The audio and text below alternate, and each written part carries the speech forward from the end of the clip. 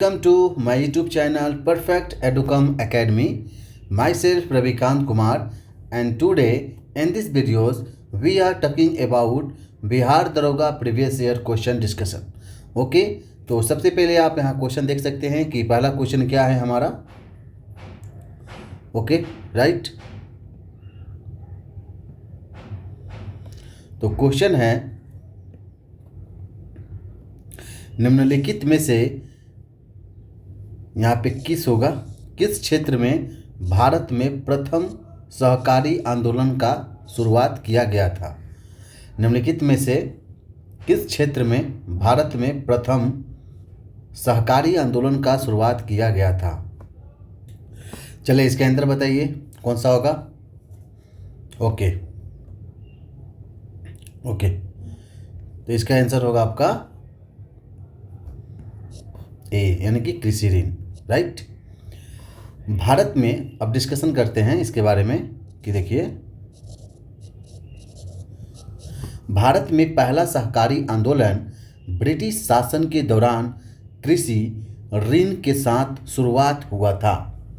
भारत में सहकारी आंदोलन का जो आरंभिक चरण है 1904 से 11 ईस्वी का है, यानी कि 1904 से 11 ईस्वी भारत में जो है सहकारी आंदोलन का जो शुरुआत किया गया था, पहला चरण. ठीक है, उसके बाद वर्ष 1903 ईस्वी में समिति ने अपनी रिपोर्ट प्रस्तुत की. वर्ष 1904 ईस्वी में पहला सहकारी ऋण समिति अधिनियम पारित किया गया था और सहकारी आंदोलन का दूसरा चरण जो 1912 से 18 ईस्वी, यानी कि इसमें सहकारी समिति और अधिनियम 1912 के अधिनियमित कर 1904 अधिनियम के दोषों को दूर किया गया था. अब डिस्कशन करते हैं सेकंड क्वेश्चन के बारे में. ओके, सेकंड क्वेश्चन है कि निम्मू बाजगो नामक बांध निम्नलिखित में से किस नदी पर स्थित है. किस नदी पर स्थित है, तो ये आपका है सिंधु नदी पर. ओके, कौन सा नदी, तो सिंधु नदी. देखिए निम्मू बाजगो नामक बांध जो है हमारा सिंधु नदी पर है, जो लद्दाख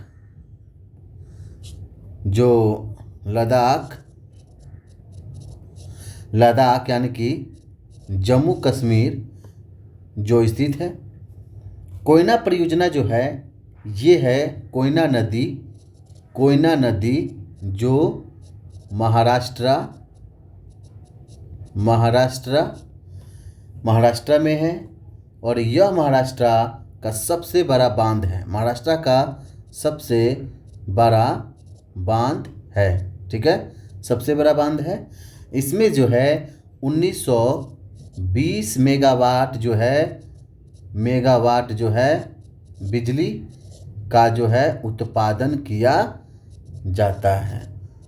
ठीक है, और इसका निर्माण कब हुआ था, तो अगर हम इसके निर्माण के बारे में बात करते हैं तो इसका निर्माण जो हुआ था आपका 1863 ईस्वी में हुआ था.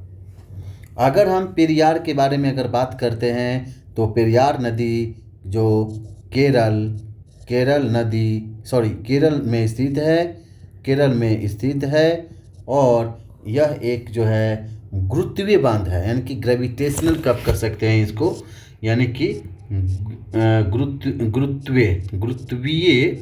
गुरुत्वीय बांध है. ओके राइट, और इस जलाशय के चारों ओर जो है ना, इस जलाशय के चारों ओर जो है पेरियार राष्ट्रीय उद्यान है. ठीक है, पेरियार राष्ट्रीय उद्यान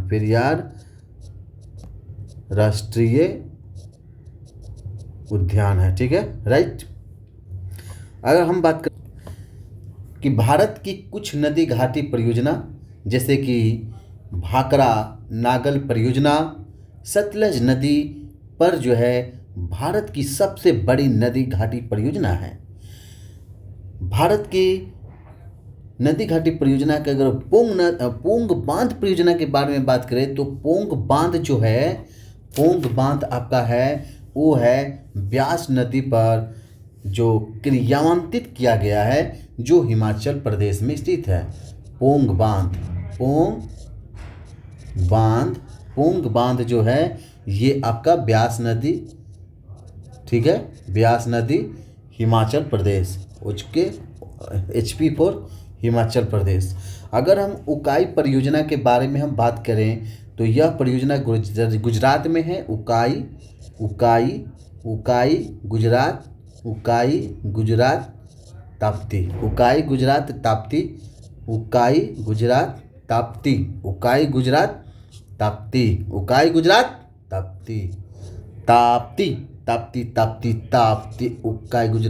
ताप्ती नदी। बाण सागर के बारे में अगर हम बात करें तो बाण सागर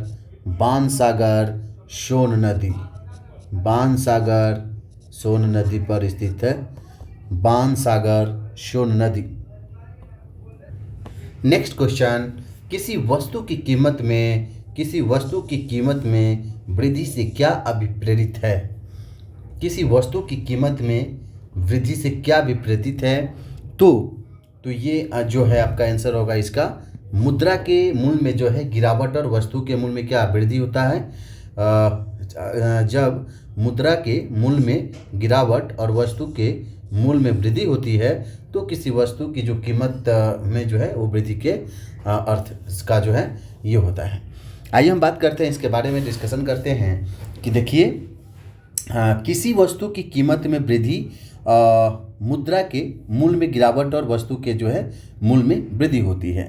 देखिए जब अर्थव्यवस्था में वस्तुओं, ओके राइट, जब अर्थव्यवस्था जो होता है जैसे इकोनॉमिक, जैसे कि अर्थव्यवस्था में जो है ओके, जब अर्थव्यवस्था में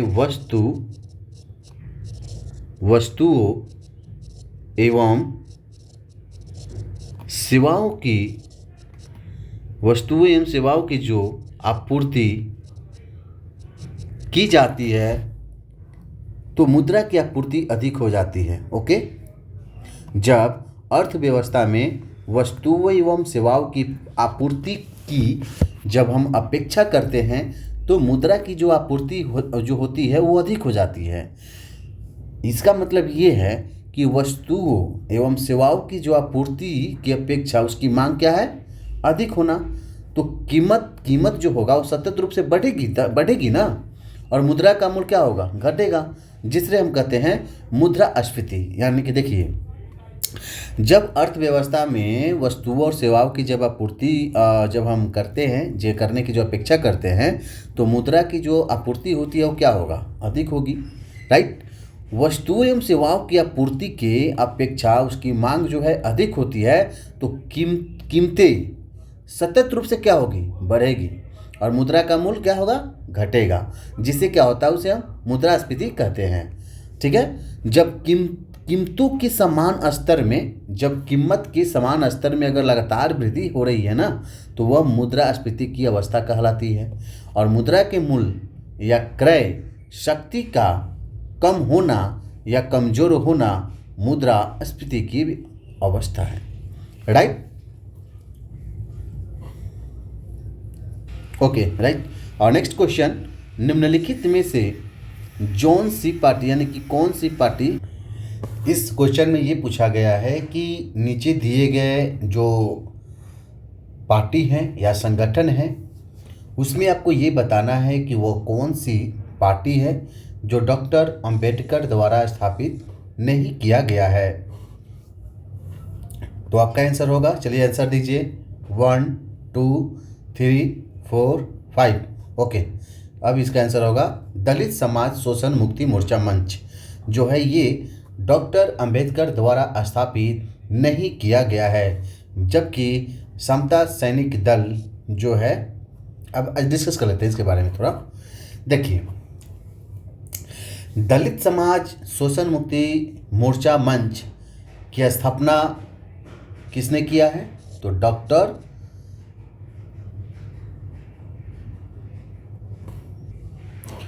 ये जो है डॉक्टर अंबेडकर द्वारा नहीं किया गया है।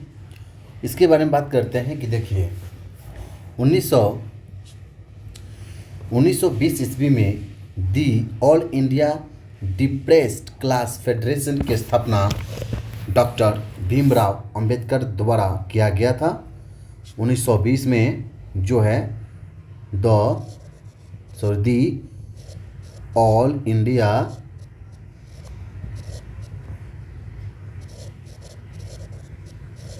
डिप्रेस्ड क्लास फेडरेशन की स्थापना जो है 1920 में डॉक्टर भीमराव अंबेडकर द्वारा किया गया था। बहिष्कृत हितकारिणी सभा की स्थापना 1924 में। बहिष्कृत हितकारिणी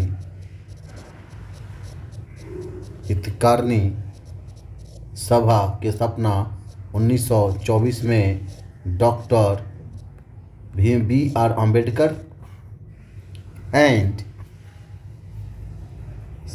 समाज समता संघ की स्थापना किए थे। समाज संघ की स्थापना डॉक्टर भीमराव अंबेडकर। समाज संघ की स्थापना डॉक्टर भीमराव अंबेडकर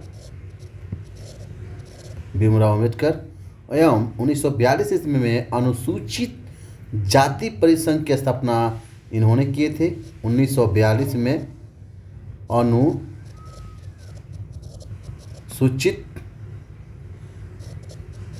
जाति परिसंघ की स्थापना और भारतीय रिपब्लिकन पार्टी एवं बौद्ध महासभा की स्थापना डॉक्टर भीमराव अंबेडकर द्वारा किया गया था।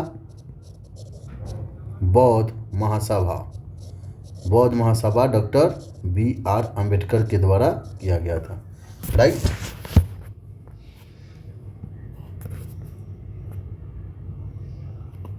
नेक्स्ट क्वेश्चन है हमारा कि संस्थाएं और संघ बनाने का अधिकार किस प्रकार का अधिकार है। संस्थाएं एवं संघ बनाने का अधिकार किस प्रकार का अधिकार है, चलिए बताइए, क्वेश्चन आंसर दीजिए।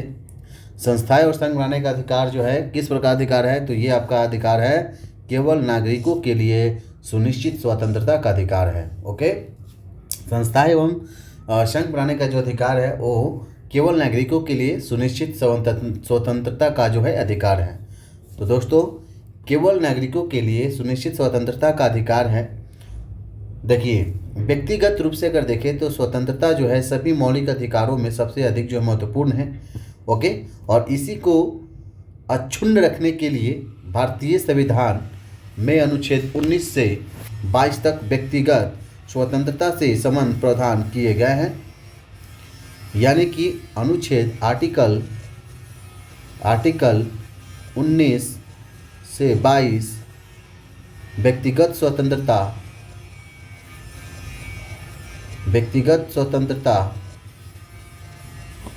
से संबंधित प्रावधान किए गए हैं। ओके, जो मौलिक अधिकारों के भाग का जो है मेरुदंड है, जो मौलिक अधिकारों के जो है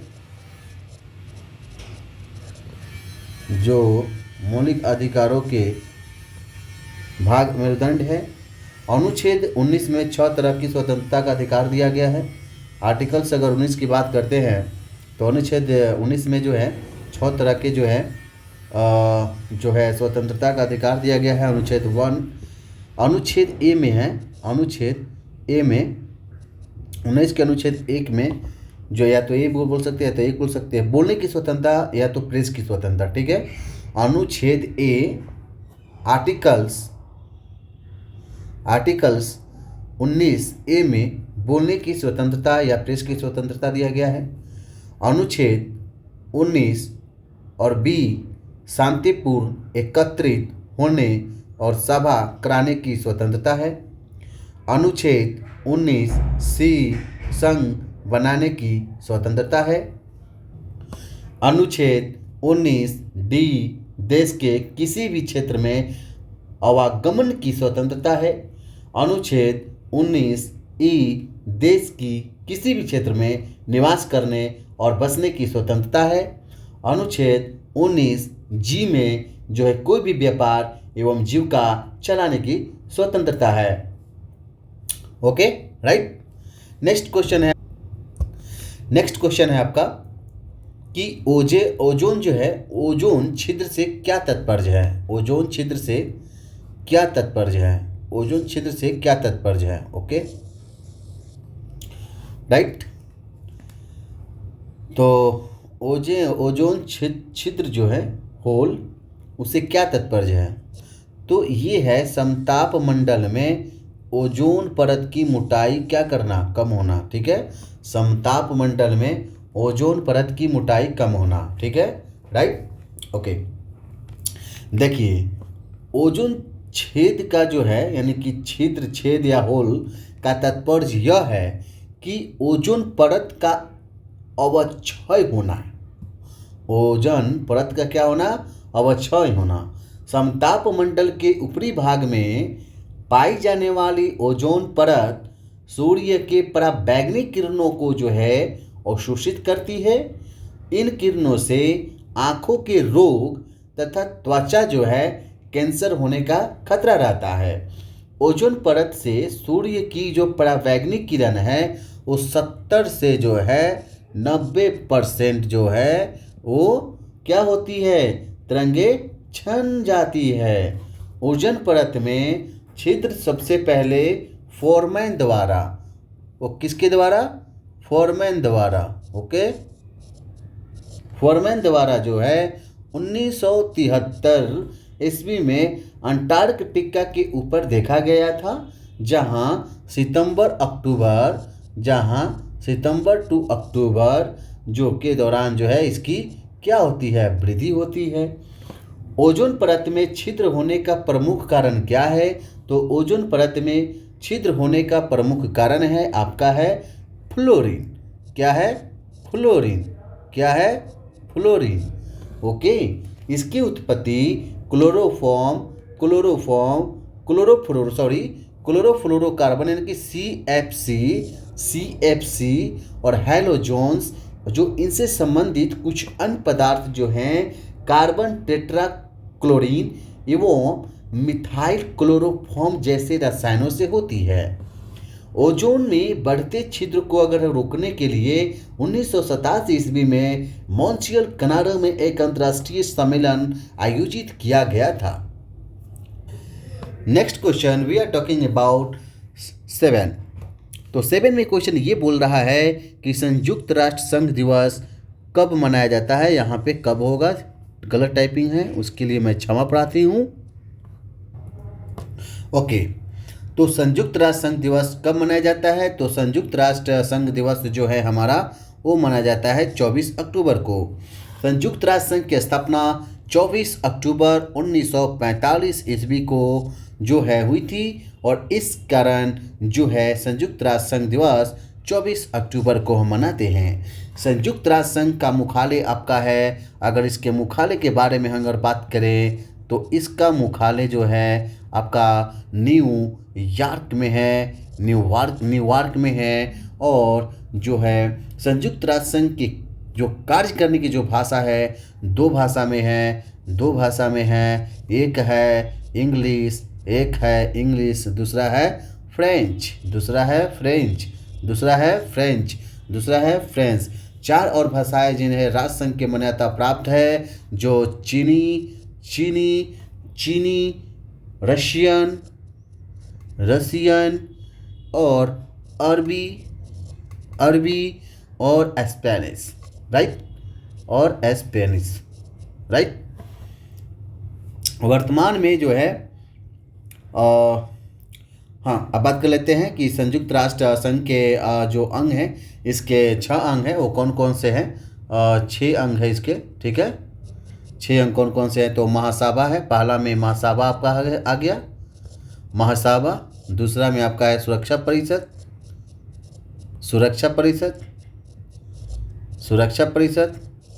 तीसरा है आर्थिक एवं सामाजिक परिषद।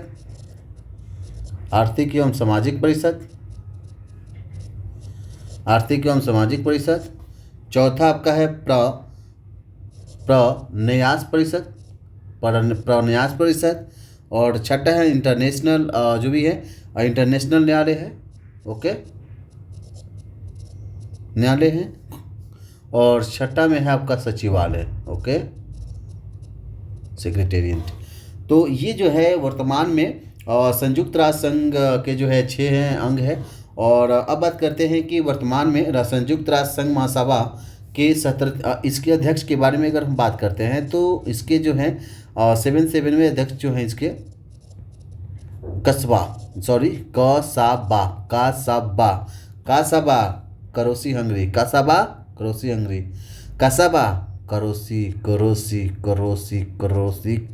करोसी। संयुक्त राष्ट्र संघ के वर्तमान सचिव है, महासचिव के बारे में अगर बात करते हैं तो इसके महासचिव का नाम है आपका एंटोनिया गुटेरस,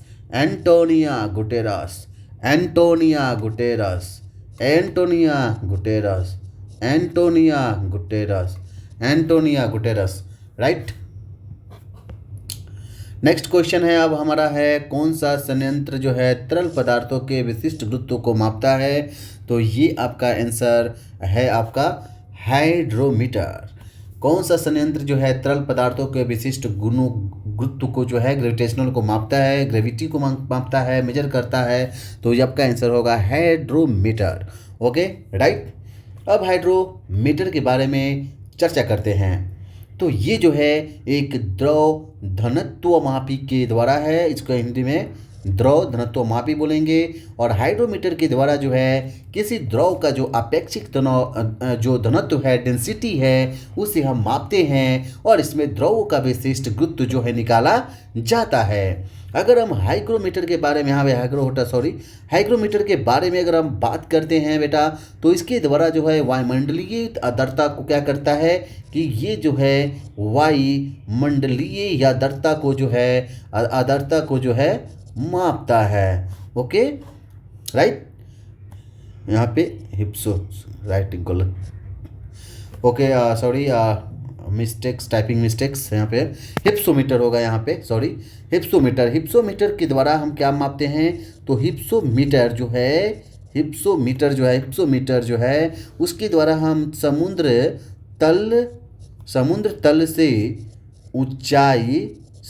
तल से ऊंचाई को हम ज्ञात करते हैं, ओके। ग्रेविमीटर एक वैज्ञानिक उपकरण है और इसके द्वारा जो है पानी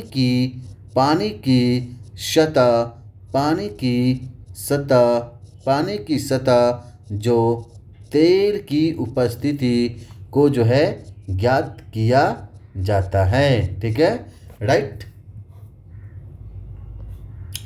नेक्स्ट क्वेश्चन है आपका नेक्स्ट क्वेश्चन है पौधे मिट्टी में घुले हुए नाइट्रेट को जो है अवशोषित करते हैं, ठीक है, तो उन्हें किसमें परिवर्तित कर देते हैं।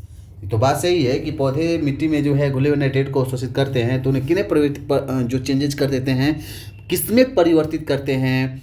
तो ये करेंगे आपका प्रोटीन में, ओके, राइट। इसके बारे में हम बात कर लेते हैं कि देखिए पेड़ पौधे मिट्टी में नाइट्रेस के रूप में ग्रहण करता है। जो पेड़ पौधा है वो मिट्टी में नाइट्रोजन और नाइट्रेस के रूप में क्या करता है कि ग्रहण करता है, तथा उन्हें क्या करता है कि प्रोटीन में उसे चेंज करता है। नाइट्रोजन की थोड़ी मात्रा विभिन्न नाइट्रेटों के रूप में पाई जाती है। जो नाइट्रोजन की जो थोड़ी मात्रा है वो विभिन्न नाइट्रेटों के रूप में जो है पाई जाती है और जंतुओं तथा वनस्पतियों में यह प्रोटीन के रूप में पाई जाती है। और नाइट्रोजन वायुमंडल का सबसे प्रमुख गैस है। नाइट्रोजन जो है वो वायुमंडल का सबसे प्रमुख गैस है, राइट। सबसे प्रमुख गैस है, ठीक है। वायुमंडल में इतना परसेंट जो है वायुमंडल में जो है 78% ये पाया जाता है, नाइट्रोजन होता है। और नाइट्रोजन संयुक्त अवस्था में जो होता है, जो सोरा हो गया, अमोनिया हो गया, ओके, अमोनिया क्लोराइड हो गया, ठीक है, अमोनिया क्लोराइड हो गया, ठीक है, और आपका हो गया यूरिया, राइट, यूरिया, ठीक है। और यूरिया की अगर हम केमिकल फार्मूला की अगर हम बात करते हैं तो इसका केमिकल फार्मूला होता है NH2CO NH2,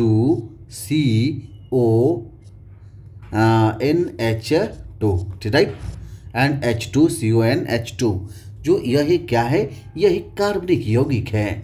क्या है ये? कार्बनिक यौगिक है, ठीक है, कार्बनिक यौगिक है।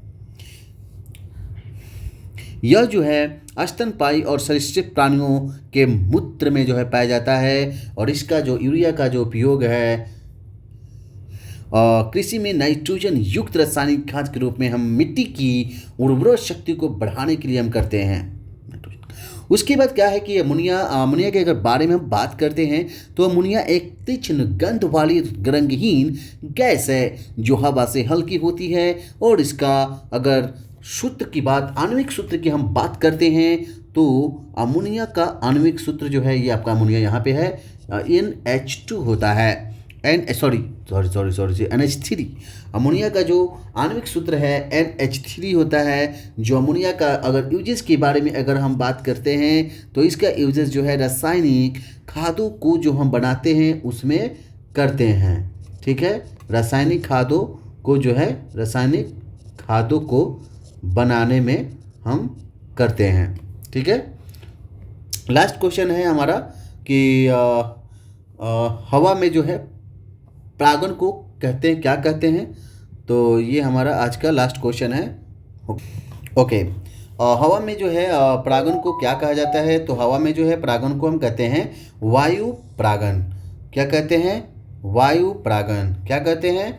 वायु परागण। हवा में जो परागण को क्या कहते हैं? वायु परागण। पौधे में हवा द्वारा परागण को जो है वायु परागण कहा जाता है। पौधों में जो है प्रजनन अंग क्या होता है? प्रजनन अंग का जो मुख्यतः क्या है, वो पुष्प होते हैं। और प्रत्येक पुष्प में क्या होता है कि मुख्य रूप से जो है ना वो 4 भाग पाए जाते हैं। वो कौन कौन सा होता है बाबू? तो वो हो खलई बाहपुंज। वो 4 पुंज कौन सा? बाहपुंज, दलपुंज, बाहपुंज, दलपुंज, बाहपुल, दलपुंज, बाहपुल, दलपुंज, बाहपुल, दलपुंज, पुमंग, पुमंग, पुमंग, पुंगम, पुमंग, पुमंग, और ये हो गया आपका जायांग। जायांग। बाहपुंज, दलपुंज, पुमंग, जायांग। बाहपुंज, दलपुंज, दलपुंज, पुमंग, जायांग। पुष्प के पुमंग और जयांग। पुष्प के पुमंग और जयांग प्रजनन क्रिया में भाग लेते हैं और उन्हें आवश्यक अंग कहा जाता है। इसे ही जो है जननांग अंग कहते हैं। और ये पुमंग पुष्प का एक नर युग्मक है जो जयांग में जो है मादा युग्मक यानी कि फीमेल में बनते हैं। तो ये रहा आपका 10 इम्पोर्टेंट क्वेश्चन दरोगा प्रीवियस ईयर क्वेश्चन। ओके, अब यहाँ पे मैं स्टॉप करता हूँ वीडियो को। तब तक के लिए धन्यवाद। Thanks for watching video. Okay, next video में हम 10 क्वेश्चन फिर डिस्कशन करेंगे। तब तक के लिए अलविदा।